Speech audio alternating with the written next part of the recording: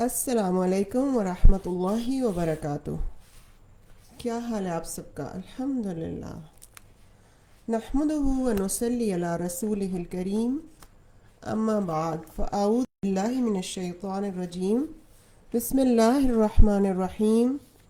Rabbi इश्रह ली सदरी व यस्सिर ली अमरी वहलुल उक़दतम मिन लिसानी यफ़क़हू क़ौली।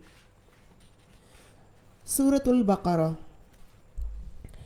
हम क्योंकि सूरतुल बक़रा को स्टडी कर रहे हैं तो इंशाल्लाह आज मैं इसके बारे में एक हदीस आपके साथ शेयर करूंगी, रदर रिवाइज़ करूंगी, क्योंकि हम इसके बारे में जो इसकी फ़जीलत में हदीस है वो पहले भी पढ़ चुके हैं कई बार। तो एक दफ़ा फिर से ज़रा हम इसको ताज़ा कर लें कि ये कितनी अहम सूरत है जिसको हम स्टडी कर रहे हैं। और फिर ये कि जब हम इसके अंदर आयात के अंदर गौर व फ़िक्र करेंगे, उतरेंगे, तो हमें अंदाज़ा होना चाहिए कि हम क्या सीख रहे हैं जिसकी वजह से ये इतनी अहम है और कितनी बेसिक है हमारे बिलीफ्स के लिए अल्लाह ताला पर, और बाकी जो भी ईमान के अरकान हैं उनके बारे में ये कितना ज़रूरी इल्म हमें देती है। तो हमें इसके बारे में ना सिर्फ ये कि अंदर आयात में उतर के इल्म होना चाहिए, बल्कि हमें इसकी अहमियत के बारे में भी बहुत खूब अंदाज़ा होना चाहिए।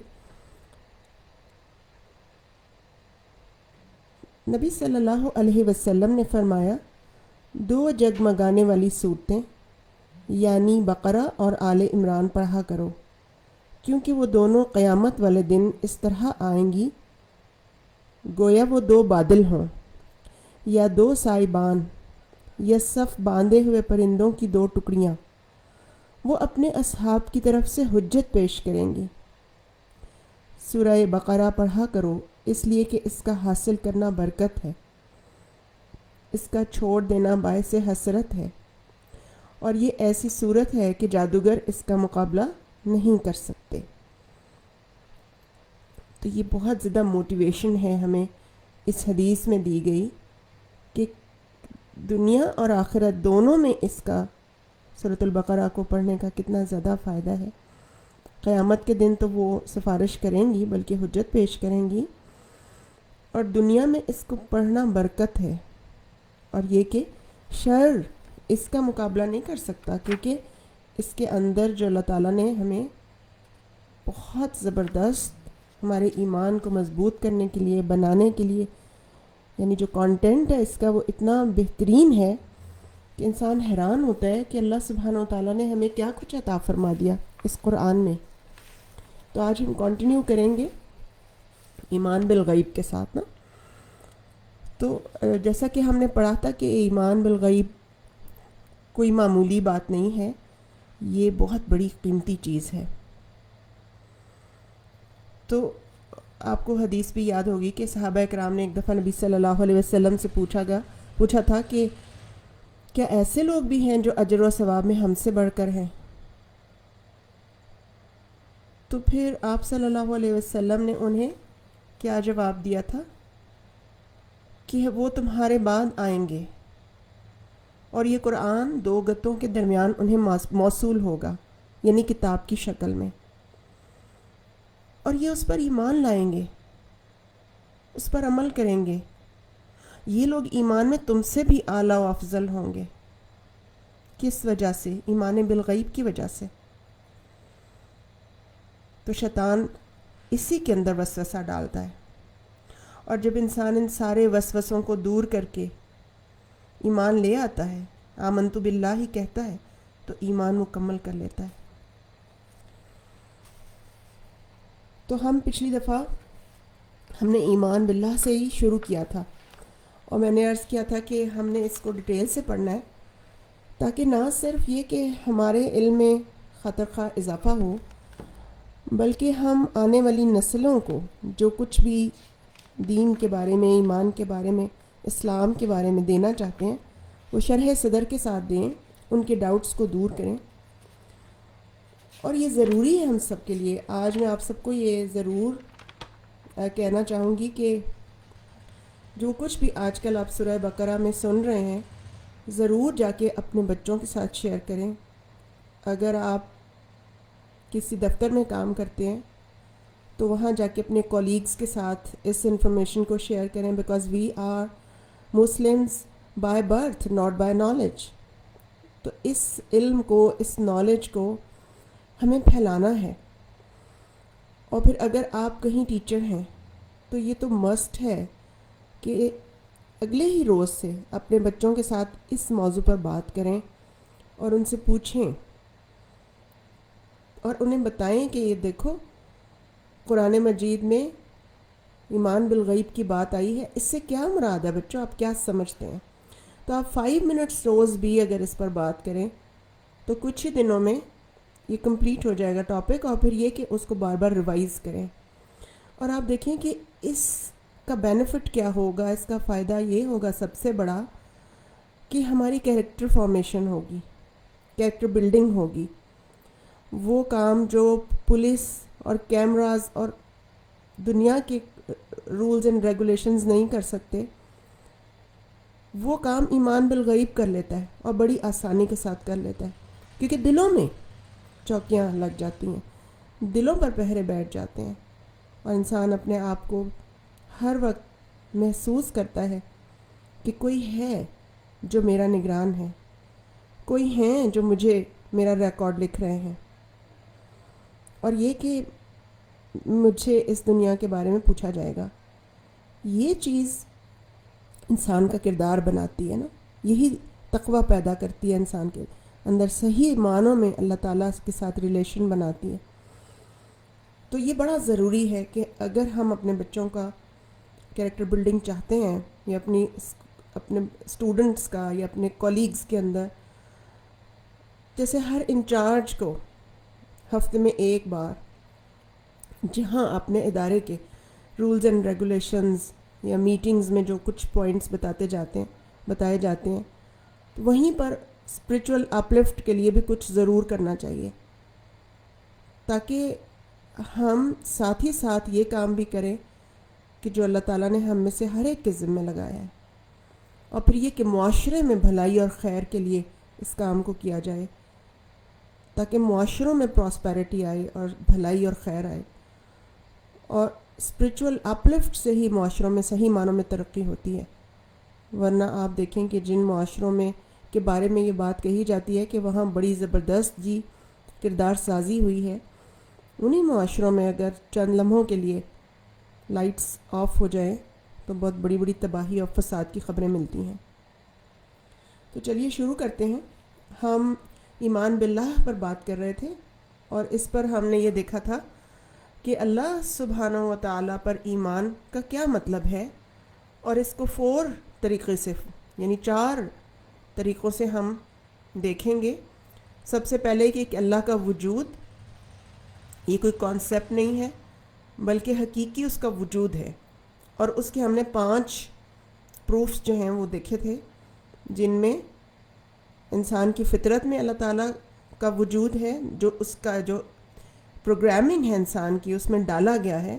جیسے سورۃ الاعراف میں آتا ہے کہ اللہ تعالیٰ نے تمام روحوں کو سے یہ وعدہ لیا تھا، ان کو اپنی پہچان کروائی تھی اور ان سے پوچھا تھا الستُ بربکم، کیا میں تمہارا رب نہیں ہوں؟ تو سب نے جواب دیا تھا جی آپ ہی ہمارے رب ہیں. تو ہم نے یہ پہچان حاصل کی ہوئی ہے اللہ کے پاس، اس سے وعدہ کر کے آئے ہیں. تو یہ ہماری فطرت میں ہے. لہٰذا جو ہی ہم اپنے رب کے نشانیاں دیکھتے ہیں تو ہمیں اپنا رب یاد ضرور آتا ہے کہ there must be someone کہ جس نے اس دنیا کو بنایا ہے. اور ہم یہ اپنی لمیٹیشنز کو بھی جانتے ہیں ایز اے ہیومن بینگ، کہ کسی انسان کے اندر اتنی پاور نہیں ہے کہ وہ یہ ساری کائنات بنا سکے نا. تو یہ ہماری فطرت کے اندر موجود ہے. پھر دوسرا یہ تھا کہ لاجیکلی، اور میں نے پھر آپ کو 2 چیزیں بتائی تھیں کہ ایک بہت زبردست آیت ہے ام خلقوا من غیر شیء، کیا وہ کسی چیز کے بغیر ہی بن گئے ہیں،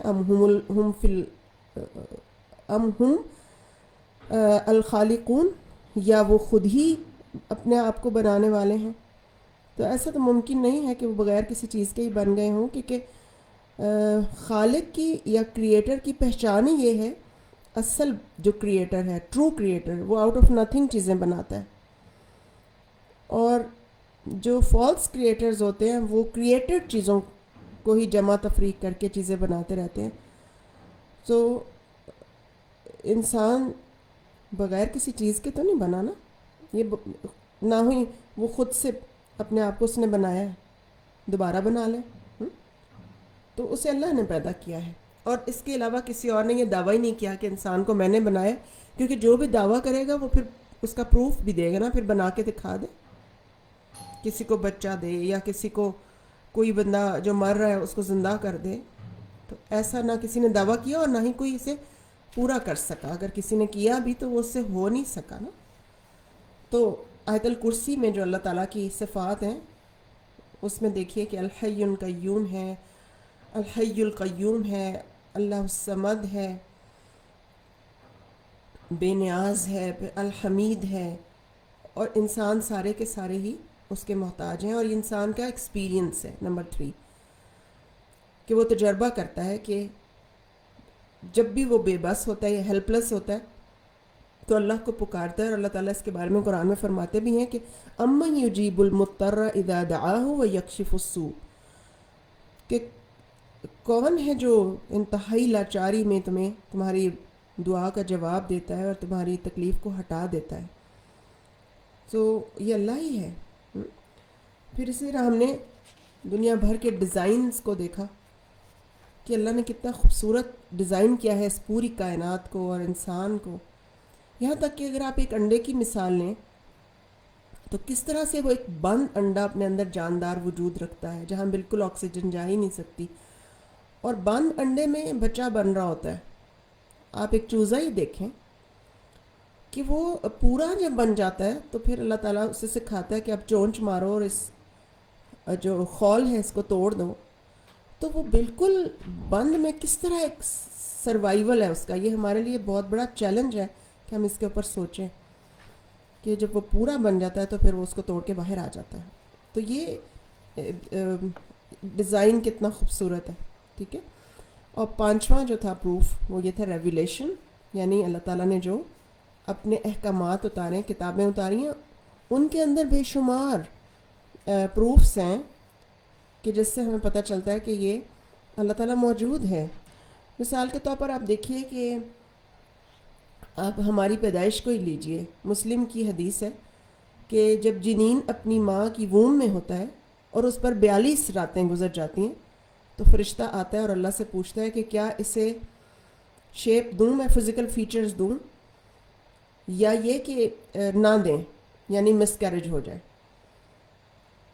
پھر یہ کہ وہ کہتا ہے کہ اے میرے رب، کیا یہ میل ہوگا یا فیمیل ہوگی. یہ سارے سوال اللہ تعالیٰ سے پوچھتا ہے اور اس کے حکم سے پھر آگے کام کرتا ہے.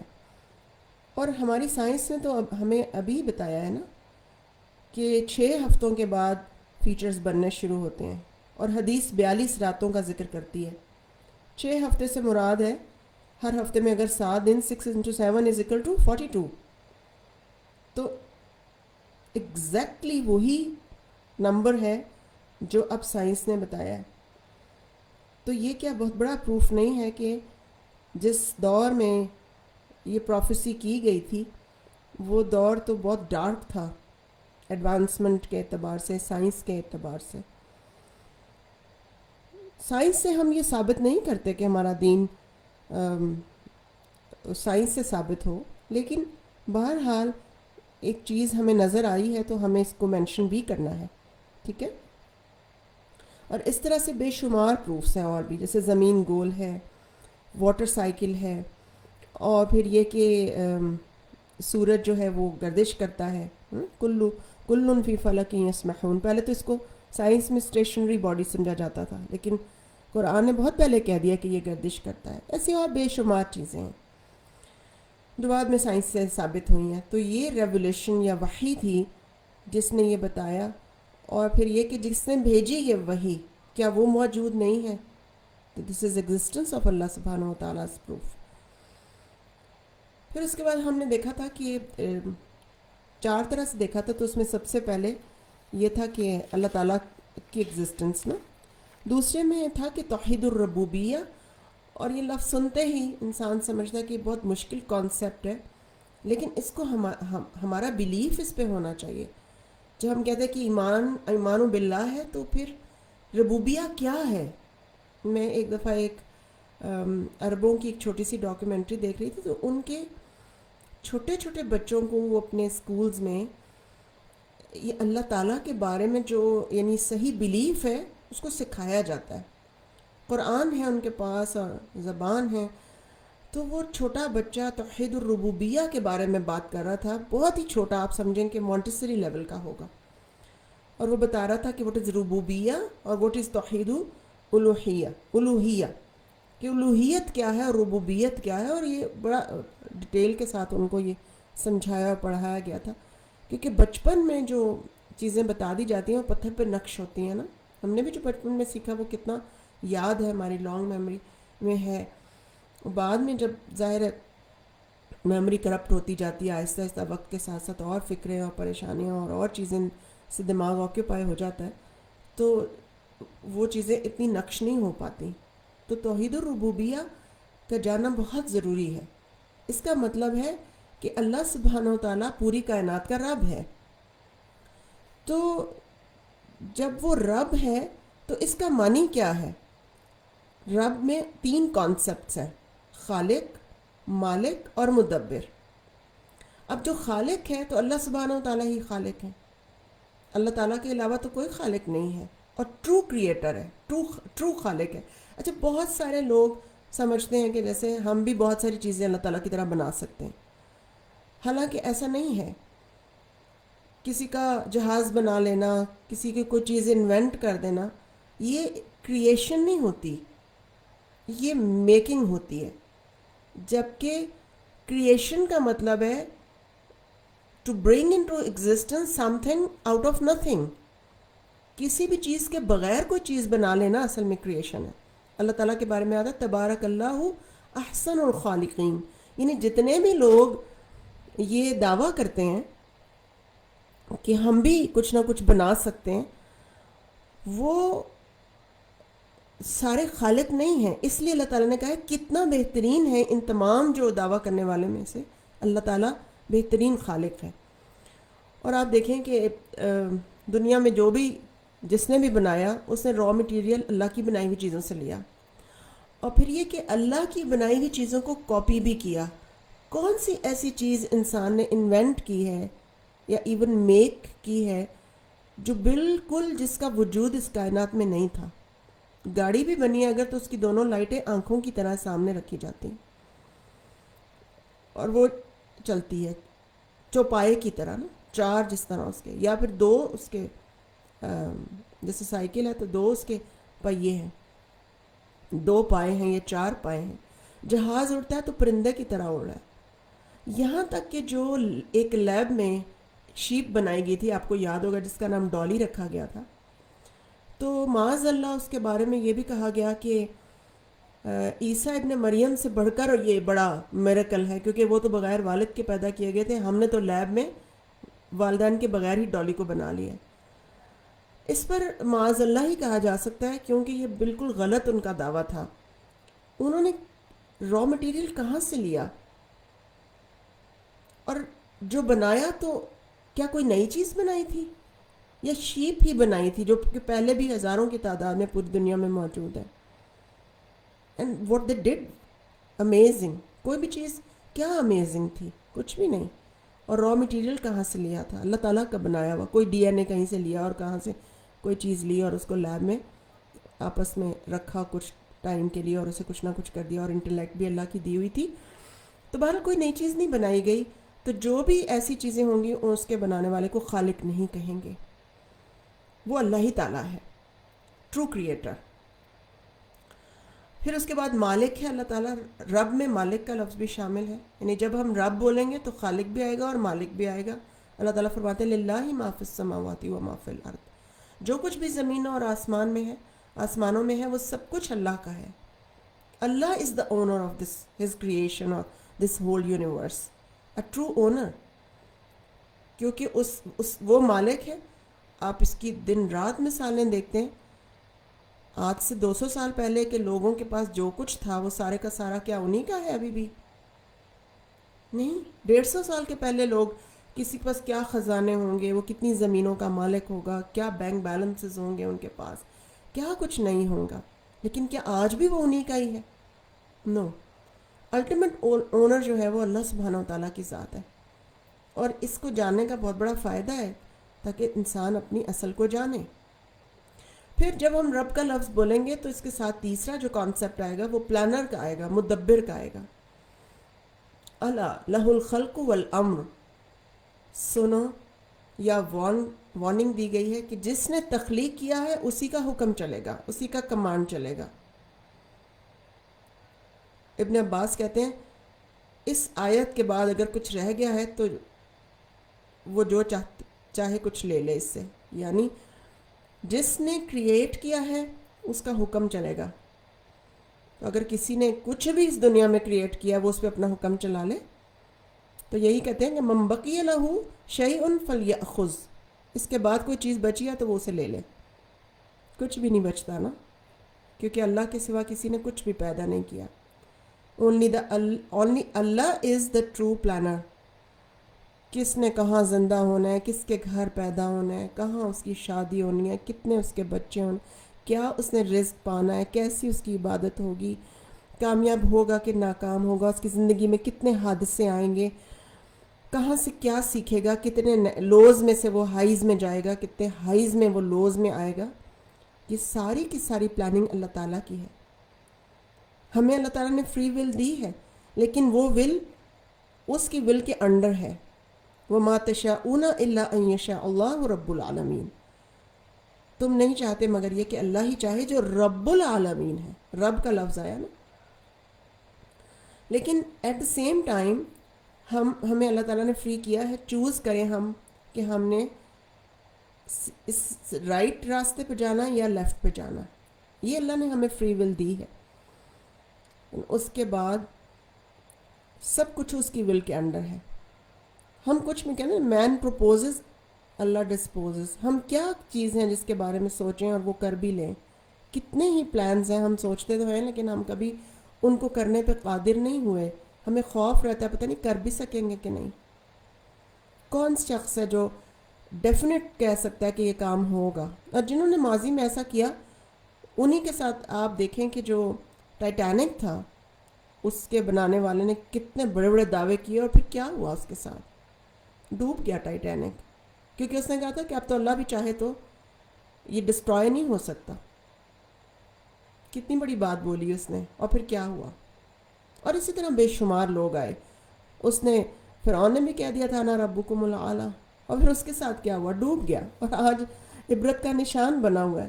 کون ہے اس دنیا میں جو ہمیشہ رہ سکتا ہے اور اس نے کوئی بڑے بڑے کارنامے ایسے دیے، اس کے پاس اتنی مائٹ ہو، پاور ہو کہ وہ سب کو کھلا سکے، سب چیزوں کو پیدا کر سکے، سب کی پلاننگ کر سکے، یا وہ اون ہی کرتا ہو؟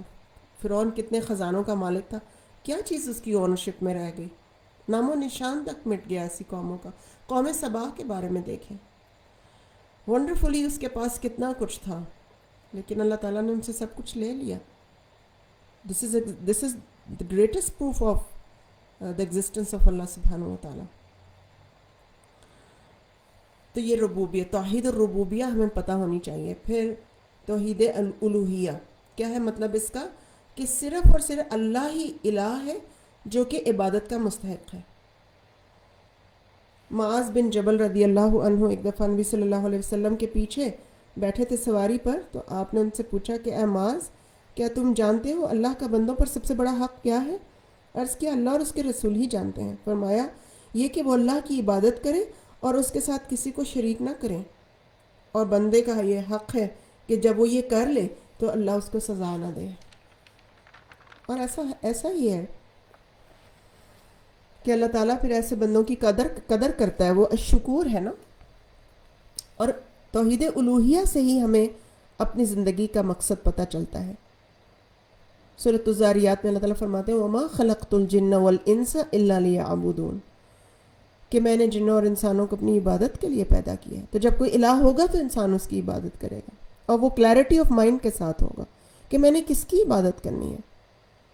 پھر اس کو اپنی عبادت میں لطف بھی آئے گا، پھر اس کی یکسوئی بھی اس کو حاصل ہوگی، پھر اس کو حاصل بھی کچھ ہوگا کہ میں نے کیا کیا ہے، اور پھر جو سیٹسفیکشن آف مائنڈ ہے اس کو حاصل ہوگی. روح کو تازگی ملے گی. جو عبادت کے ثمرات ہیں اس کو اسی وقت ملیں گے جب اس کا مائنڈ کلیئر ہوگا.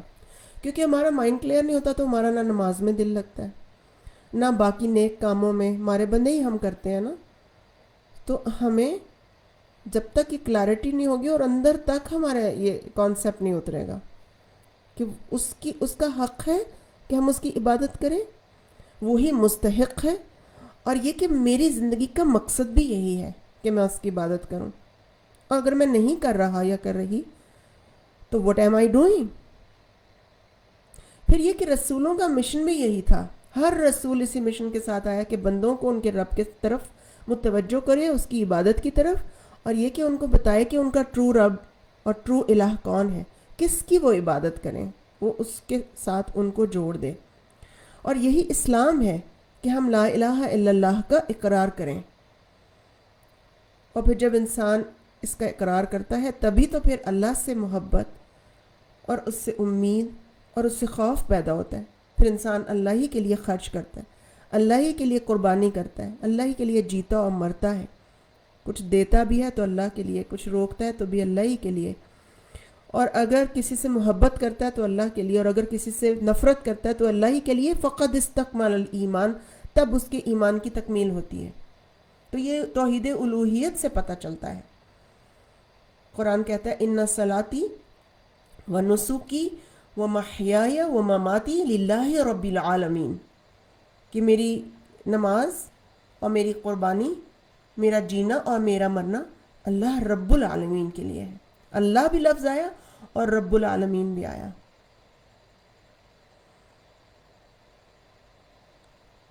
تو پھر ہم نے اللہ تعالیٰ کے وجود پر بات کی، توحید ربوبیہ اور الوہیہ پہ بات کی، اور چوتھا آسپیکٹ جو تھا that is the perfect names of Allah سبحانہ و تعالیٰ اینڈ ہز ایٹریبیوٹس. اللہ تعالیٰ قرآن مجید میں فرماتے ہیں وَلِلَّهِ الْأَسْمَاءُ الْحُسْنَى فَادْعُوهُ بِهَا، کہ اللہ کے لیے ہیں اچھے اچھے نام، بس اس کو انہی کے ذریعے پکارو. بیوٹیفل نیمز، خوبصورت نام ہے اللہ تعالیٰ کے، پکارنے میں بھی، اور پھر اس کے بعد جو اس کے کام ہیں ان کے ذریعے سے وہ سب خوبصورت ہیں، کیونکہ وہ خیر کے لیے ہیں سب کے سب. اللہ تعالیٰ کے کتنے نام ہیں؟ اللہ تعالیٰ کے نام کاؤنٹلیس ہیں. پہلی بات تو یہ ہے ہم ان کو گن نہیں سکتے، کیونکہ ایک حدیث میں نبی صلی اللہ علیہ وسلم نے ایک دعا مانگی، اللہم انی امتک بنت عبدک بنت امتک ناصیتی بیدک ماض فی حکمک عدل فی قضاؤک اسألک بکل اسم ہوا لک سمیت بہ نفسک، کہ اللہ میں تجھ سے سوال کرتا ہوں تیرے ہر نام سے جو تو نے اپنے لیے رکھا، او انزلتہ فی کتابک، یا تو نے اسے اپنی کتاب میں اتارا، او علمتہ احدا من خلقک، یا اپنی مخلوق میں سے کسی کو سکھایا، اب استأثرت فی علم الغیب عندک، یا علم غیب میں اپنے پاس ہی رکھا، اس کو اتارا ہی نہیں، اس کا کسی کو پتہ ہی نہیں، لیکن وہ اللہ کا نام ہے. سو دے آر کاؤنٹلیس، ان کو ہم گن نہیں سکتے. مگر حدیث کہتی ہے کہ ان ان گنت ناموں میں سے جس نے ایٹ لیسٹ 99 کا احاطہ کر لیا، یعنی کم از کم 99 کو جاننا ضروری ہے، وہ جنت میں داخل ہوگا. احصا کا لفظ آیا، احصا. احصا کیا ہوتا ہے؟ اسکالرس کہتے ہیں کہ to study them, to reflect on them, to apply them, اور پھر یہ کہ سرنڈرنگ ٹو دیم، یعنی ان کو جاننا، ان کے بارے میں علم حاصل کرنا، ان پر غور کرنا، ان کو اپنی زندگی میں اپلائی کرنا اور ان کے آگے جھک جانا. یہ ہے احصا کا مطلب. 99 ناموں کے بارے میں ہم سب کو اچھی طرح سے پتہ ہونا چاہیے کہ ان کا کیا معنی ہے. الستیر اللہ کا معنی ہے، اللہ کا نام ہے، السمیع کیا امپلیکیشنز ہیں؟ العلیم، المؤمن، الودود. ایٹ لیسٹ ہمیں ایک پیج کے برابر ہر نام کے بارے میں انفارمیشن ہونی چاہیے کہ ہم ایک پیج ضرور لکھ لیں. 99 من احصا، جس نے ان کا احاطہ کر لیا، زبانی بھی یاد ہوں اور ان کے آگے سے ڈیٹیل یا ڈسکرپشن بھی ہمیں پتہ ہو کہ کس نام کا کیا مطلب ہے، کہاں کہاں وہ اپلائی ہوتا ہے، میں کس طرح بینیفٹ کر سکتی ہوں. اور یہ کہ کیا، اور پھر ہمیں یہ بھی پتہ ہونا چاہیے کہ کچھ اللہ کے نام ہیں، کچھ ایٹریبیوٹس ہیں اور کچھ افعال ہیں. جیسے اللہ کے نام ہیں جیسے الرحمن اور الرحیم، لیکن جب آپ نام اللہ کے پڑھتے ہیں تو اس میں الممیت بھی ہے، موت دینے والا. تو اس سے ہم کہتے ہیں موت سے تو ہر کوئی دور ہوتا ہے نا، موت کو کوئی پسند نہیں کرتا. تو وہ لیس الشر الیک، اللہ کی طرف تو شر کا ہم نہیں کر سکتے نوشن. تو یہ اللہ تعالیٰ کا فعل ہے، اس کا ایٹریبیوٹ نہیں ہے، اس کا نام نہیں ہے. لہٰذا اللہ کے ناموں میں الممیت نہیں ہونا چاہیے، اس کے افعال میں ہونا چاہیے. تو جب ہم کہیں وَلِلَّهِ الْأَسْمَاءُ الْحُسْنَى، تو پھر اسماء حسنہ میں الممیت نہیں آتا، وہ افعال میں آتا ہے. اسی طرح اور بھی ایسے ہیں اللہ تعالیٰ کے افعال. وہ جس کو چاہتا ہے ہدایت دیتا ہے، جس کو چاہتا ہے نہیں ہدایت دیتا. تو یہ اس کا ایٹریبیوٹ نہیں ہے. It depends on the people. فیصلہ اس کا ہے لیکن حکمت پر مبنی فیصلہ ہے. تو اللہ کے ناموں کی دو بڑی کیٹیگریز ہیں. ایک ہے اسماء الجلال اور ایک ہے اسماء الجمال. جو جمال ہیں، جو اللہ کے نام، ان میں اس کی بیوٹی اور اس کی پرفیکشن کا ذکر ہے. اور جو جلال ہے اس میں پاور اور اس کی اتھارٹی اور اس کی مائٹ، شان اور عظمت، گلوری کا ذکر ہے. تو اللہ کے جو جمال کے نام ہیں ان میں جنروسٹی یا اس کا انصاف، اس کی کائنڈنس، وہ کتنا مرسیفل ہے، کتنی رحمت ہے اس کی. حدیث میں آتا ہے نا ان اللہ جمیل و یحب الجمال. اور جو سیکنڈ کیٹیگری ہے جس میں اس کا جلال ہے، تو اس کے لیے ہم نے کہنا we have to surrender to that. ہمیں ان کے سامنے جھک جانا چاہیے. حدیث قدسی ہے جس میں اللہ تعالیٰ فرماتے ہیں کبریائی میری چادر ہے اور عظمت میرا ازار، جو اسے مجھ سے چھیننے کی کوشش کرے گا میں اسے توڑ دوں گا. تو کبریائی اور بڑائی اور عظمت اور شان یہ اللہ کے لیے، ہم نے اس کے آگے جھکنا ہے. اسی طرح اللہ تعالیٰ کے جو ایٹریبیوٹس ہیں ان کو اپنانے سے بھی گریز کرنا چاہیے. جیسے حدیث میں آتا ہے قیامت کے دن سب سے بڑی سزا، سخت سزا امیج میکرز کو دی جائے گی، اور ان سے کہا جائے گا کہ جو چیزیں بنائی تھیں اب ان میں سول ڈالو، روح بھی ڈالو. ان چیزوں سے بھی پرہیز کرنا چاہیے. تو بہرحال جو اللہ کے نام ہیں ہمیں ہماری زندگی میں وہ کس طرح اپلائی ہوتے ہیں. الودود ہے تو وہ اتنی محبت کرتا ہے، انکنڈیشنل محبت کرتا ہے ہم سب سے. پھر العلیم ہے، ایک ایک پتے کا گرنا جانتا ہے، وہ مجھے کیسے گرنے دے گا. اس کی رحمت. الرحیم ہے تو وہ چھائی ہوئی ہے ہر چیز پر، اس کے فیصلے اس کی گریٹ وزڈم کے تحت ہیں. اللہ الحکیم ہے. تو ان ناموں سے ہمیں زندگی میں سٹیبلٹی ملتی ہے، غم جاتا رہتا ہے، اس دنیا کی حقیقت پتہ چلتی ہے، ہمیں اپنی منزل پتہ چلتی ہے، اپنی زندگی کا مقصد پتہ چلتا ہے. اگر یہ نہ پتہ ہو ہمیں تو اس کا بہت سخت نقصان ہے. جیسے آپ نے دیکھا ہے کہ دنیا میں کس طرح لوگ پرائیورٹیز اپنی سیٹ نہیں کر سکتے، سٹیبل نہیں ہوتے کسی فیصلے میں، یا فیصلے نہیں کر سکتے، یا غم میں مبتلا رہتے ہیں، سخت ڈپریشن میں چلے جاتے ہیں. یہ زندگی ان کے لیے ایک سزا بن جاتی ہے جو کہ وہ خود ساختہ ہوتی ہے. تو اللہ تعالیٰ کے ناموں کو کہ جب آئیڈینٹیفیکیشن ہو جاتی ہے، ہم ان کو جان لیتے ہیں تو ان سے ہمارے ایمان بڑھتا ہے. اور آپ دیکھیں کہ دوسرا اس کا فائدہ یہ ہے کہ انسان اپنی فطرت کو بہتر بناتا ہے. مثلا انسان کے بارے میں قرآن ہی میں ملتا ہے کہ اگنورنٹ ہے، جاہل ہے، جلد باز ہے، خلق من عجل، ایروگنٹ ہے، ظالم ہے، سیلفش ہے.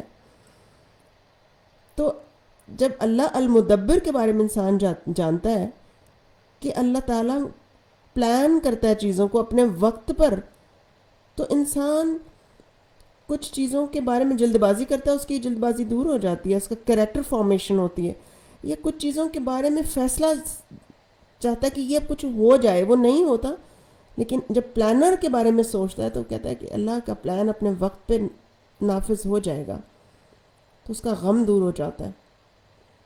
پھر جب وہ جانتا ہے کہ اللہ علیم ہے، تو اس سے اس کی اگنورینس یا اس کی جہالت دور ہوتی ہے، وہ جاننے کی کوشش کرتا ہے اور سے اور۔ پھر اللہ تعالیٰ پرووائڈر ہے، اللہ ہی سب کچھ دیتا ہے، انسان کا بخل دور ہوتا ہے کہ میں نہیں ہوں لوگوں کو کھلانے پلانے والا۔ اللہ الغفار ہے، تو اس سے انسان پھر گناہ سے واپس آتا ہے، دل سے دوسروں کے بارے میں گرجز دور کرتا ہے، غل دور کرتا ہے، معاف کر دیتا ہے۔ آپ کو ابو بکر صدیق رضی اللہ عنہ اور مصطح بن اساسہ کی مثال یاد ہوگی کہ وہ انوالو ہو گئے تھے سیدہ عائشہ صدیقہ رضی اللہ عنہا کی کے اوپر جب تہمت لگائی گئی تھی، تو یہ ابو بکر صدیق کے رشتہ دار تھے اور ان کو وظیفہ دیتے تھے ماہانہ، تو وہ بھی اس میں رومرز میں شامل ہو گئے تھے۔ تو ابو بکر صدیق نے رضی اللہ عنہ نے فرمایا کہ میں اس کا وظیفہ بند کر دوں گا، تو آیات اتری تھی کہ کیا آپ نہیں چاہتے کہ اللہ تعالیٰ آپ کو معاف کر دے؟ تو وہ معاف کرنے والا ہے نا۔ پھر انسان سوچتا ہے کہ میری کیا حیثیت ہے اللہ کے سامنے۔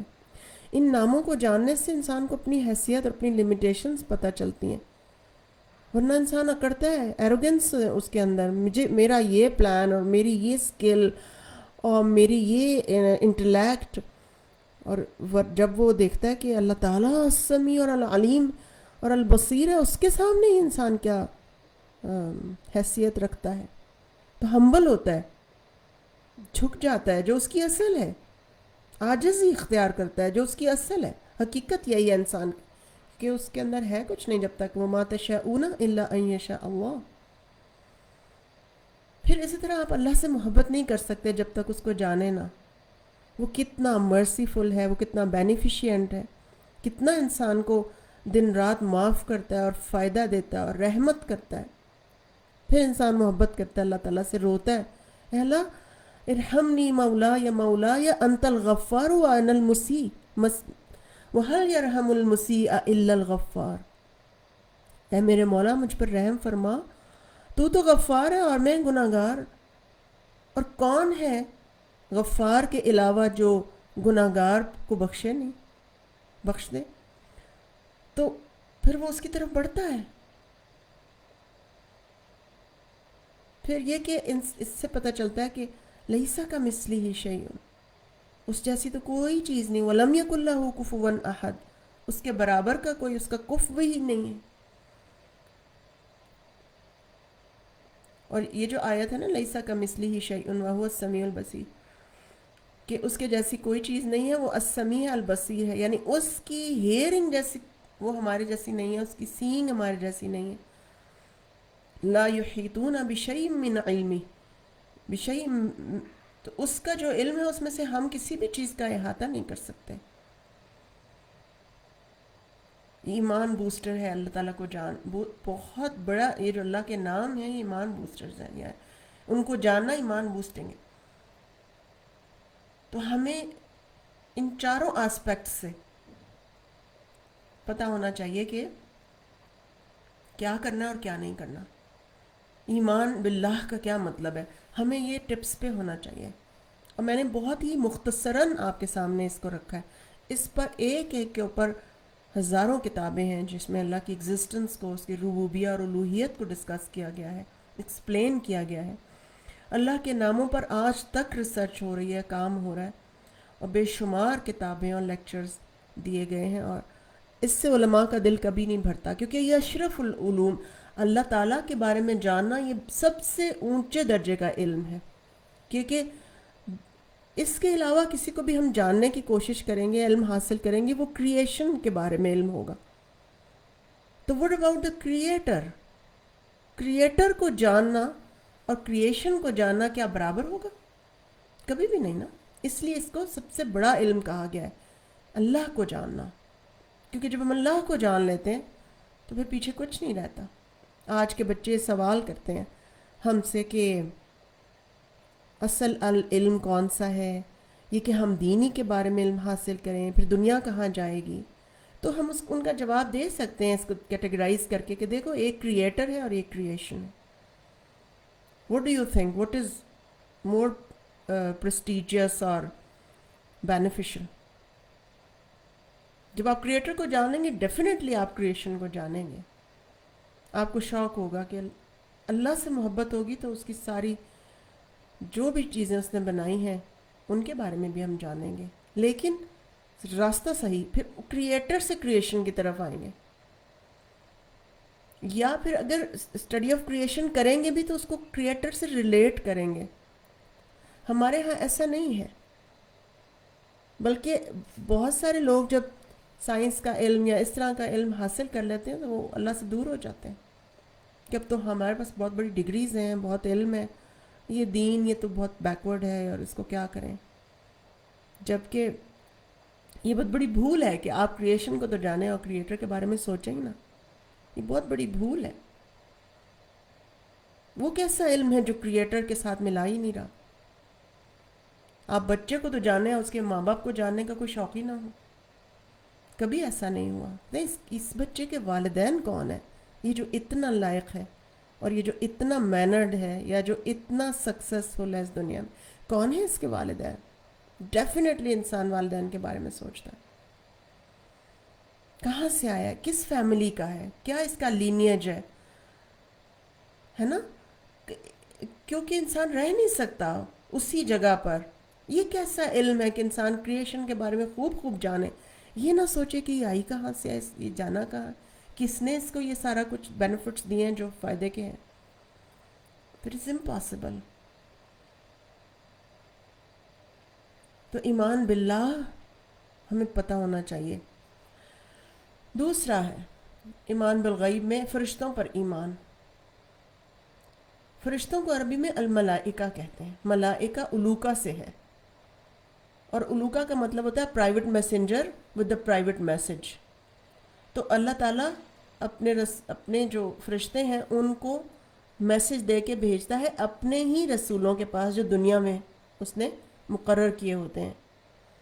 اور فرشتوں کے بارے میں سورہ فاطر میں اللہ تعالیٰ فرماتے ہیں الحمدللہ فاطر السماوات والارض جائل الملائکۃ رسلا اولی اجنحۃ مثنی وثلاث ورباع. کہ الحمدللہ وہ جس نے زمین و آسمان کو نئے سرے سے پیدا کیا، فرشتوں کو پیغام رساں بنانے والا، جو پروں والے ہیں 2 2 3 3 اور 4 4 فرشتوں کا ذکر ہے. اور حدیث میں آتا ہے کہ خلقت الملائکۃ من النور، فرشتوں کو نور سے پیدا کیا گیا. وخلق الجان من مارج من نار، اور بھڑکتی ہوئی آگ سے جنوں کو پیدا کیا. وخلق آدم مما وصف لکم، اور آدم کو اس چیز سے پیدا کیا جس کا وصف تمہیں بتایا گیا ہے، یعنی قرآن میں، یعنی کھنکتی ہوئی مٹی سے. فرشتے بہت زیادہ تعداد میں ہیں. They are great in multitude, بہت زیادہ ہیں. معراج کے سفر میں نبی صلی اللہ علیہ وسلم نے دیکھا کہ بیت معمور جو کہ فرشتوں کا کعبہ ہے، ہر روز اس میں بے شمار فرشتے آ رہے ہیں. تو جبریل علیہ السلام نے بتایا کہ اس میں ہر روز 70,000 فرشتے نماز پڑھتے ہیں، اور یہ ہر روز نئے ہوتے ہیں. جو ایک بار چلا جاتا ہے عبادت کر کے، دوبارہ اس کی باری نہیں آتی جب تک وہ زندہ رہتا ہے. اتنے زیادہ، یعنی 70,000 روز نئے فرشتے. ایک اور حدیث میں آتا ہے کہ آسمان میں 4 انگل جگہ نہیں جہاں کسی فرشتے نے سر نہ رکھا ہو. سبحان اللہ، عبادت کر رہے ہیں اللہ تعالیٰ کی. ایک اور حدیث میں آتا ہے قیامت کے دن جہنم سامنے لائی جائے گی جس کی 70,000 لگامیں ہوں گی، یعنی رینز جیسے گھوڑے کی لگام ہوتی ہے. ہر لگام کو 70,000 لگامیں، اور ایک لگام کو 70,000 فرشتے کھینچ رہے ہوں گے، یعنی 4.9 بلینز فرشتے ہوں گے. صرف 4.9 بلین جہنم کو کھینچ رہے ہوں گے. اللہ تعالیٰ ہم سب کو اس سے محفوظ رکھے. They are magnificent in size, وہ سائز میں بہت بڑے ہیں. مثلا حملۃ العرش، جو عرش کو اٹھائے ہوئے، ان کے بارے میں نبی صلی اللہ علیہ وسلم نے فرمایا کسی ایک کی ڈسکرپشن کو یعنی بیان کرنے کی مجھے اجازت دی گئی ہے، اور ایک ان میں سے کان کی لو سے وہ کان کی لو سے کندھے تک اس کی جو لمبائی ہے 700 سال کی مسافت کے برابر ہے. Huge body. اسرافیل علیہ السلام کا نام آپ نے سنا ہوگا. یہ سور میں پھونکیں گے اور ان کی ایک پھونک اتنی پاورفل ہوگی جو دنیا میں جو کچھ بھی ہوگا سب کا سب بے ہوش ہو جائے گا. ایک پھونک ہماری کی کتنی طاقت ہوتی ہے. میکائیل علیہ السلام جو کہ ایگریکلچرل اور وینڈز اور کلاؤڈز اور بارش ان سب کو کنٹرول کرتے ہیں. جبریل علیہ السلام اللہ کے پیغامات زمین پر لاتے ہیں اور یہ سردار فرشتے ہیں. پھر موت کے فرشتہ کا ذکر ہے قرآن میں سورہ سجدہ میں، قُلْ يَتَوَفَّاكُمْ مَلَكُ الْمَوْتِ الَّذِي وُكِّلَ بِكُمْ ثُمَّ إِلَىٰ رَبِّكُمْ تُرْجَعُونَ، کہ وہ فرشتہ جو تم پر مخصوص کیا گیا ہے جو تمہیں موت دے گا، پھر تم اپنے رب کی طرف پلٹ جاؤ گے. اچھا، موت کے فرشتے کا نام ہمارے ہاں عام طور پر اسرائیل مشہور ہے نا، لیکن یہ ہم نے یاد رکھنا ہے کہ قرآن اور سنت میں اس کا کہیں ذکر نہیں بلکہ اسرائیلیات میں ہے. پھر ہمارے پاس دائیں اور بائیں فرشتے ہیں لکھنے والے. وَإِنَّ عَلَيْكُمْ لَحَافِظِينَ كِرَامًا كَاتِبِينَ يَعْلَمُونَ مَا تَفْعَلُونَ، تم پر نگران ہیں کرامن کاتبین جو لکھ رہے ہیں اور وہ جانتے ہیں جو بھی تم کرتے ہو. کرامن کاتبین جو ہیں. پھر گارڈین فرشتے ہیں. سورۃ الرعد میں آتا ہے لَهُ مُعَقِّبَاتِ مِن بَيْنِ يَدَيْهِ وَمِن خَلْفِهِ يَحْفَظُونَهُ مِن أَمْرِ اللَّهِ، کہ اس کے پاس آگے پیچھے آنے والے ہیں جو اس کی حفاظت کرتے ہیں اللہ کے حکم سے. پھر ایک اور بڑا زبردست گارڈین فرشتہ ہے جو ابو ہریرہ رضی اللہ عنہ کی حدیث سے پتہ چلتا ہے. وہ صدقے کے جو چیزیں تھیں، مال تھا، اس پر مامور تھے رات کے وقت. وہ کہتے ہیں میں نے ایک آدمی کو چوری کرتے پکڑ لیا اور اس کی منتوں پر چھوڑ دیا. آپ صلی اللہ علیہ وسلم سے صبح ملاقات ہوئی تو آپ نے فرمایا کہ ابو ہریرہ تمہارے مہمان کا کیا بنا؟ تو انہوں نے بتایا کہ میں نے تو اسے چھوڑ دیا. آپ نے فرمایا وہ پھر آئے گا. وہ آیا، پھر منتیں کیں، پھر انہوں نے چھوڑ دیا. پھر آپ نے فرمایا وہ پھر آئے گا. پھر وہ تیسری دفعہ آیا، پھر وہ منتیں کرنے لگا. انہوں نے کہا میں تو اب تمہیں ضرور نبی صلی اللہ علیہ وسلم کے سامنے پیش کروں گا. اس نے کہا مجھے چھوڑ دو، میں تمہیں قرآن کی ایک آیت بتاتا ہوں، اگر تم اسے ریسائٹ کرو گے تو اللہ کی طرف سے ایک گارڈ مقرر ہوگا جو تمہاری حفاظت کرے گا جب تک تم جاگو، یعنی صبح سو کر اٹھو اس وقت تک. اور وہ ہے سوتے وقت آیت الکرسی پڑھنا، اور پھر تمہارے سرہانے کھڑا رہے گا یہاں تک کہ تم جاگو. وہ فرشتہ جو آیت الکرسی پڑھ لیتا ہے انسان، اللہ تعالیٰ کی طرف سے مقرر ہوتا ہے، اس کی حفاظت کرتا ہے، اس کے سرہانے کھڑا رہتا ہے. سبحان اللہ. پھر سورہ غافر میں ایک اور قسم آتی ہے فرشتوں کی، الذین یحملون العرش ومن حولہ یسبحون بحمد ربہم ویؤمنون بہ ویستغفرون للذین آمنوا. وہ لوگ جو عرش اٹھائے ہوئے ہیں اور جو اس کے ارد گرد ہیں، وہ اپنے رب کی حمد کے ساتھ اس کی تسبیح بیان کرتے ہیں اور وہ اس پر ایمان رکھتے ہیں اور ایمان والوں کے لیے بخشش طلب کرتے ہیں. سبحان اللہ. فرشتے گناہ کی کیپیبلٹی نہیں رکھتے، ان کے اندر ول ہے مگر وہ اپنی ول سے نیکی ہی کرتے ہیں. قرآن میں آتا ہے لا یعصون اللہ ما امر ویفعلون ما یؤمرون.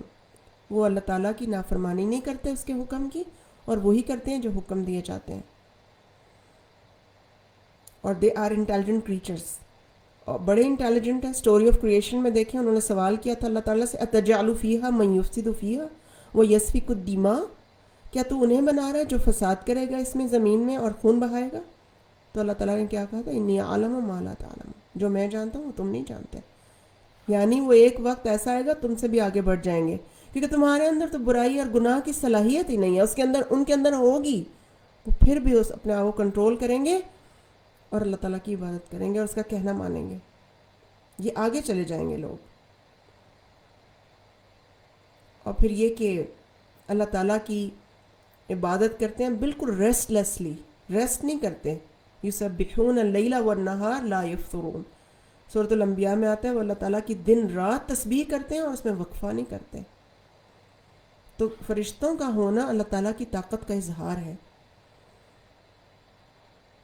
اور جو میں نے کہا نا کہ وہ جو انسان ہیں وہ فرشتوں سے آگے ہیں، قرآن کہتا ہے الذین آمنوا وعملوا الصالحات اولئک هم خیر البریہ، جو لوگ ایمان لاتے ہیں اور نیک اعمال کرتے ہیں وہ بہترین مخلوق ہیں۔ ابو ہریرہ کے الفاظ یہ ہیں کہ یہ لوگ فرشتوں سے بہتر ہیں کیونکہ ان میں گناہ کی صلاحیت ہے، اس کو رکھنے کے باوجود نیکی کرتے رہتے ہیں، وہی بہتر ہے ان سے جن کے اندر گناہ کی ایبلٹی ہی نہیں۔ سبحان اللہ، یہ ہمیں اللہ تعالیٰ نے پاور دیا کہ ہم فرشتوں سے آگے چلے جائیں۔ جو شخص ٹیمپٹیشن پہ ریزسٹ کر سکتا ہے اس کے درجے آگے بڑھ جاتے ہیں۔ جو اپنے نفس پہ کنٹرول رکھتا ہے، کسی بھی ٹیمپٹیشن پہ کو ریزسٹ کر لیتا ہے۔ ٹیمپٹیشن ہمیشہ گناہ کی طرف ہوتی ہے نا، یا گناہ کی طرف جانے والے کاموں کی طرف ہوتی ہے۔ وَلَا تَقْرَبُوا الزِّنَا، قریب بھی نہ جاؤ، یعنی وہ چیزیں جو اس کے قریب لے جاتی ہیں ان کو بھی نہ کرو۔ تو اس کی پریکٹس ہم نے کرنی ہے، اپنے نفس پر کنٹرول کرنے کی۔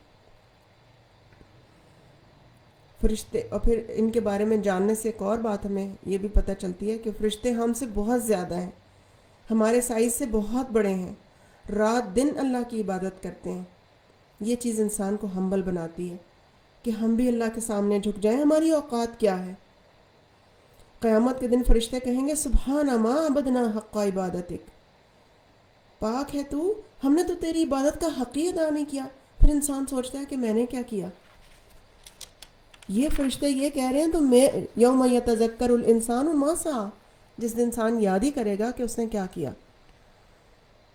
تو انسان کو چاہیے تھوڑا ہی اچھا عمل کر سکے تو ضرور کرے، کیونکہ وہ اس وقت کو یاد کرے گا۔ یوم یتذکر الانسان ما سعی، وہ جس دن یاد کرے گا کہ میں نے کیا کوشش کی۔ تو یہ فرشتوں کا وجود اللہ کی رحمت کا اظہار ہے۔ ابن قیم رحمہ اللہ فرماتے ہیں جان لو کہ اللہ نے تمہیں بھی پیدا کیا اور فرشتوں کو بھی، اور یہ اللہ کی رحمت ہے۔ اللہ تعالیٰ نے فرشتوں کو مقرر کیا، انسان کی پیدائش کے ساتھ ہر سٹیج میں وہ اس کے ساتھ رہتے ہیں۔ دیکھیں نا، جب وہ 42 دن گزرتے ہیں، 42 راتیں، تو وہ اللہ تعالیٰ سے اس کے پاس ہوتا ہے نا فرشتہ، جو پوچھتا ہے اللہ تعالیٰ کیا لکھوں، اس کے فیچرز بننے ہیں کہ نہیں، خوش بخت ہوگا بدبخت ہوگا، زندہ رہے گا مرے گا، کب مرے گا، یہ سب اس کے ساتھ فرشتہ ہوتا ہے۔ پھر کرامن کاتبین ہر لفظ کو لکھتے ہیں، پھر اس کی حفاظت کرتے ہیں، پھر نیکی کی طرف رغبت دلاتے ہیں، پھر انسانوں کے لیے دعائیں کرتے ہیں، پھر نیکی پر جماتے ہیں۔ وَنَحْنُ أَوْلِيَاءُ، پھر ہم تمہارے دوست ہیں، وہ انسانوں کے دوست ہوتے ہیں۔ تو فرشتوں پر ایمان ہمیں کانفیڈنٹ بناتا ہے کہ وہ ہمارے ساتھ ہیں، اللہ تعالیٰ نے ہمارے مددگار بنا کر انہیں بھیجا ہے۔ اور لیکن یہ کہ ہم جانتے نہیں۔ قرآن کہتا ہے وَمَا يَعْلَمُ جُنُودَ رَبِّكَ إِلَّا هُ، تیرے رب کے لشکروں کو کوئی نہیں جانتا مگر وہی۔ آپ دیکھیں بدر میں خوشخبری لے کر اترے، اور مومنوں کے دوست اور ساتھی ہیں۔ اچھی باتیں یا وقت پہ جو ہمیں بہت سی چیزیں یاد آ جاتی ہیں ہمیں وہ یاد دلاتے ہیں۔ پھر کتابوں پر ایمان، ایمان بالغیب میں کتابوں پر ایمان۔ تو ہم نے اس بات کا اقرار کرنا ہے جان کے سمجھ کے کہ اللہ تعالیٰ نے جتنے کتابیں صحیفے اپنے رسول اور انبیاء پر اتارے، جن کے بارے میں ہم جانتے بھی ہیں یا نہیں بھی جانتے ہیں، ہم سب اس پر ایمان لاتے ہیں۔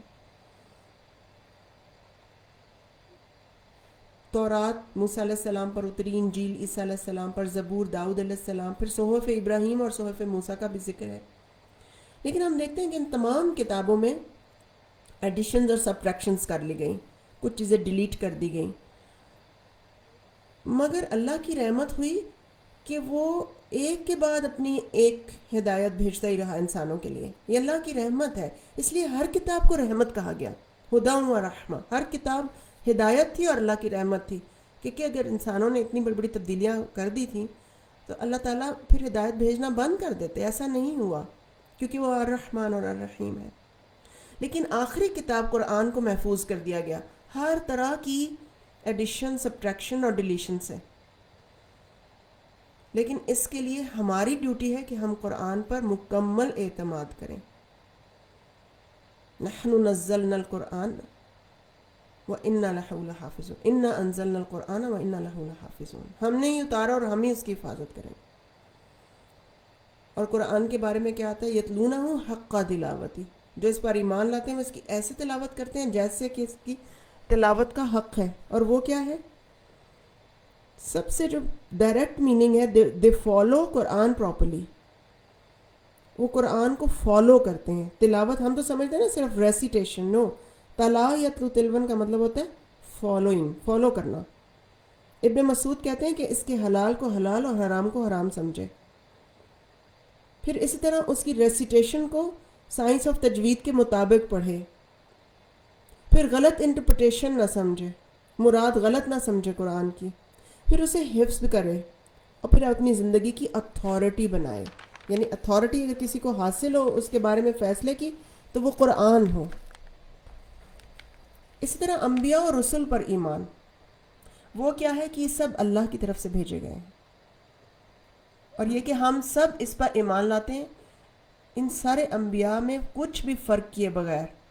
اور فرق کا کیا مطلب ہے؟ ان کی رسپیکٹ میں کچھ فرق نہیں کرتے، ہر ایک کی برابر رسپیکٹ کرتے ہیں کیونکہ وہ اللہ کی طرف سے بھیجے گئے ہیں. اور یہ کہ کسی کو نہ سپیریئر نہ کسی کو دوسرے سے انفیریئر سمجھتے ہیں.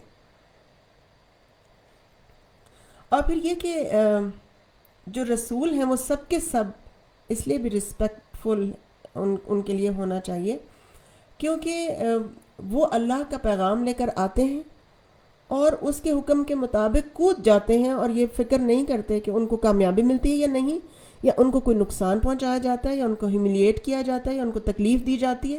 وہ اس سب سے اوپر بڑھ کر اپنے رب کا پیغام پہنچاتے ہیں پوری کنوکشن، یقین اور ایمان کے ساتھ. اور اللہ تعالیٰ کے سامنے ہمبل ہوتے ہیں. ان کو اس کا شدت سے احساس ہوتا ہے کہ اللہ تعالیٰ نے ان کو چوز کیا ہے اور ان کی کیا رسپانسبلٹی ہے. اور اگر کچھ ہو جائے تو پھر وہ اپنے رب کے سامنے کیسے ہمبل ہوتے ہیں؟ لا الہ الا انت سبحانک انی کنت من الظالمین. جتنے بھی انبیاء کی دعائیں اللہ تعالیٰ نے قرآن میں کوٹ کی ہیں، آپ دیکھیں کیسی کیسی دعائیں ہیں جو ان کی وجہ سے ہمیں سکھائی گئیں. کوئی دعا ہم نے کبھی نہیں سوچی کہ ہم یہ والی نئی بات کوئی کریں، نئی کوئی دعا کریں. لیکن انبیاء نے کس طرح ساروں نے ایک دوسرے سے ڈیفرنٹ دعائیں کی اور نئی سے نئی دعائیں وہ کر رہے ہیں اور اللہ تعالیٰ سے مانگ رہے ہیں. اور پھر سب سے آخر میں نبی صلی اللہ علیہ وسلم تشریف لائے. محمد الرسول اللہ، اللہ جو محمد صلی اللہ علیہ وسلم جو اللہ کے رسول ہیں. انسان رسولوں کے بغیر اپنے رب کو نہیں جان سکتے، اپنے رب کی عبادت نہیں کر سکتے، اپنے رب سے جڑ نہیں سکتے، دنیا اور آخرت کی کامیابی پا نہیں سکتے، اپنی زندگی کا مقصد نہیں سمجھ سکتے. اس لیے رسولوں کی رسپیکٹ اللہ کے بعد سب سے زیادہ ہے. اللہ تعالیٰ نے ہمیں ایسے نشانات دیے ہیں جن کے ذریعے ہم رسولوں کو پہچان سکتے ہیں، اور ہمیں اس بات کا ادراک ہونا چاہیے، ہمیں اس کا علم ہونا چاہیے. اور ہمیں خاص طور پر اس پارٹ کو جو اب میں آپ کے ساتھ شیئر کرنے لگی ہوں اپنے آنے والی نسلوں کو ضرور بتانا چاہیے کہ پروفٹ ہوڈ کے کچھ پروفس ہوتے ہیں. آج کچھ بات ہم اس پہ کریں گے کہ وقت تقریباً ختم ہو چکا ہے، اور کچھ بات پھر انشاءاللہ نیکسٹ میں. سب سے پہلا جو چیز ہے کسی بھی رسول اور نبی میں پہچاننے کی وہ یہ کہ اس کا character top of the list ہوتا ہے. مثال کے طور پر سارے انبیاء کے بارے میں، اور ہم نبی صلی اللہ علیہ وسلم کی سیرت کو جانیں تو کوہ صفا پر انہوں نے سب کو پکارا، تمام اپنے جو قبائل تھے عرب کے، اور انہوں نے کہا کیا میں تمہیں کہوں کہ اگر اس پہاڑ کے پیچھے سے کوئی لشکر تم پہ حملہ کرنے آ رہا ہے تو کیا تم میری بات مانو گے؟ انہوں نے کہا جی ہاں، کیونکہ آپ ہمیشہ سچ بولتے ہیں، ہم نے ایک بھی کبھی آپ کو جھوٹ بولتے نہیں دیکھا، یعنی ایک جھوٹ بھی آپ کو کبھی بولتے نہیں دیکھا. یہ تھا کیریکٹر، اور یہ تھے ایتھکس اور مینرز آپ کے. اور اسی طرح تمام رسول اپنے اپنے دور میں ٹاپ آف دی لسٹ تھے کیریکٹر کے اعتبار سے. پھر جو رسول ہوتا ہے یا نبی ہوتا ہے اللہ کی طرف سے معجزہ لے کر آتا ہے. بہت سے انبیاء اپنے اپنے دور میں معجزے لائے، اور نبی صلی اللہ علیہ وسلم جو کہ امی تھے آپ کو کتاب کا معجزہ دیا گیا، اور یہ بہت بڑا معجزہ تھا. ایک شخص جانتا ہی نہیں پڑھنا لکھنا اور وہ کتاب لے کر آ رہا ہے، سبحان اللہ. اور پھر اس معجزے کے ذریعے چیلنج کیا گیا کہ یہ تمہارے ہاتھوں میں ہے نا، تم ایسا بنا کے لے آؤ، کیونکہ قرآن از اے لنگوسٹک میریکل، لینگویج کا میریکل ہے نا. لیکن لوگ عاجز ہوئے اور اس چیلنج کو کبھی بھی پورا نہ کر سکے کہ ایک صورت بنا لاؤ، 10 صورتیں لے آؤ، اس جیسا قرآن بنا کے لے آؤ، کوئی آیت بنا کر لے آؤ. ایسا آج بھی چیلنج موجود ہے، لیکن اس چیلنج کو کسی نے پورا نہیں کیا. پھر رسول اور انبیاء صرف اللہ کی طرف بلاتے ہیں، کسی اور کی طرف نہیں بلاتے، اور جو ٹرو رسول ہوگا وہ اللہ ہی کی طرف بلائے گا. پھر اسی طرح رسولوں کو بھی ہم دیکھتے ہیں قرآن میں جہاں جہاں کہیں اللہ تعالیٰ نے جو بھی کہنا ہو وہ اللہ تعالیٰ کہہ دیتے ہیں. یہ سچے رسول کی نشانی ہے. نوح علیہ السلام کو کہا گیا ایسا سوال مت کرو جس کا تمہیں علم نہیں ہے. یہ ٹرو رسول تھے. نبی صلی اللہ علیہ وسلم جو خیر البریہ ہے، سب سے اونچا درجہ رکھتے ہیں، آپ کو فرمایا گیا عبس وتولی ان جاءہ الاعمی. تو شروع ہوا اور تیوری چڑھائی کہ اس کے پاس ایک اندھا آ گیا تھا. یہ ایک بہت بڑی بات ہے. یہ ایک ٹرو رسول کی نشانی ہے کہ کوئی بھی شخص اپنے آپ کو تو نہیں کچھ کہہ سکتا نا، عتاب کے اندر نہیں لا سکتا. تو قرآن میں جگہ جگہ یونس علیہ السلام کو کے بارے میں آتا ہے کہ وَلَا تَكُنْ كَصَاحِبِ الْحُوتِ، تم مچھلی کی فَاصْبِرْ، صبر کرو اور مچھلی والے کی طرح نہ ہو جاؤ. انبیاء پر تو صرف پھر ان کا کریٹر ہی کوئی بات کر سکتا ہے. یہ ان کے سچے ہونے کی نشانی ہے، خود کوئی نہیں ایسا کر سکتا. اور اسلام اس کی نشانی یہ ہے کہ یہ کردار اور میسج کی سچائی سے پھیلا، نہ کہ کسی اور وجہ سے. اور جس طرح یہ ابتدا میں پھیلا، آج بھی یہ کردار کی بلندی اور اپنے میسج کی سچائی کی وجہ سے ہی پھیلے گا. اور جب تک ہم اس کو نہیں جانیں گے صحیح معنوں میں اور اپنے کردار کو درست نہیں کریں گے اس کے میسج کے مطابق، تب تک ہم ٹرو اسلام کے داعی نہیں بن سکتے. تو آج ہم نے کتابوں پر، رسولوں پر اور فرشتوں پر ایمان کو جانا، اور اللہ تعالیٰ پر ایمان کو تھوڑا سا ہم نے ریوائز بھی کیا، اور دو تین چیزیں اور بھی جانی. تو کوشش کریں کہ اس کو جب تک آپ آگے نہیں پہنچائیں گے تو یہ نقشہ جو ہے یہ بھول جائے گا. اور اس کو مسلسل بتانا شروع کریں، ہر جگہ جا کے، جہاں بھی آپ بیٹھیں اور پوچھیں کہ ایمان باللہ کا مطلب پتہ ہے؟ فرشتوں کے بارے میں جانتے ہو کیا کیا کچھ ہے، ان کی ٹریٹس ہیں اور ایٹریبیوٹس ہیں. اور اسی طرح رسول کی پہچان کیا ہوتی ہے. اور یہ بہت ضروری ہے بچوں کو سکھایا جائے، جب کیونکہ یہ باہر کے ملکوں میں جب پڑھنے جاتے ہیں وہاں اتنا کچھ ہے کہ یہ پھر اپنے دین سے متنفر ہو جاتے ہیں. تو یہیں پر ان کو اسٹرانگ بیس ہم نے پہنچانی ہے. اللہ تعالیٰ ہمیں درست میسج پہنچانے والا، کلیئرٹی کے ساتھ علم نافع حاصل کرنے والا اور پہنچانے والا بنائے، اور ہمارے اخلاص ہو ہماری نیتوں میں، اور اللہ سبحانہ و تعالیٰ اس کام کو قبول فرما لے. آمین. وآخر دعوانا ان الحمد للہ رب العالمین. سبحانک اللہم وبحمدک، اشہد ان لا الہ الا انت، استغفرک واتوب الیک. السلام علیکم ورحمۃ اللہ وبرکاتہ.